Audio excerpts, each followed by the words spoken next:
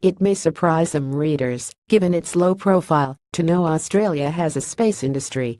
What the industry lacks, though, is a coherent strategy to ensure that the services it supplies to this country are secure in increasingly turbulent times. That is now to be rectified with the announcement this week that the government will set up an Australian space agency to guide the development of local space technology and industries. Well handled, that should be a good move, but it comes rather late in the piece.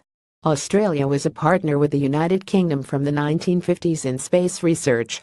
This country was the third, after the United States and the then USSR, to launch a satellite built locally. Following that launch in 1967, though, Australia gradually lost interest in maintaining a comprehensive effort to develop space technology. We have kept our capabilities in some areas but let them lapse elsewhere, so that we now rely on others to design satellites which will serve Australian purposes, or to launch the satellites we have designed for ourselves.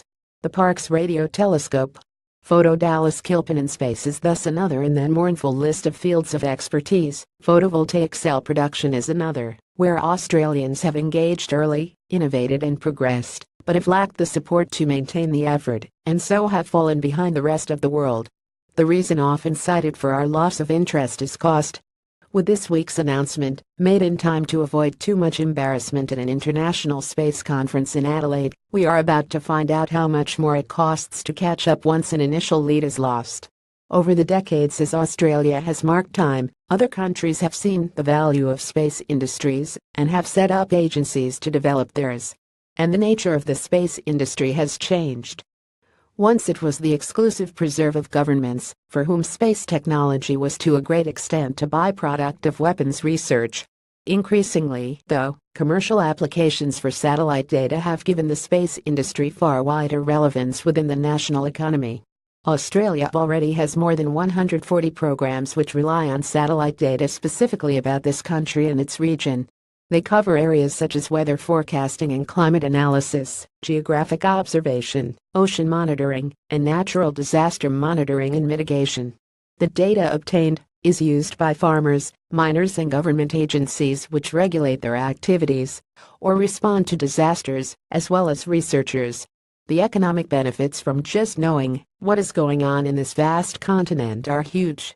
One study now 7 years old estimated that for a cost of about $104 million, the space programs then active returned about $3.3 billion to the economy.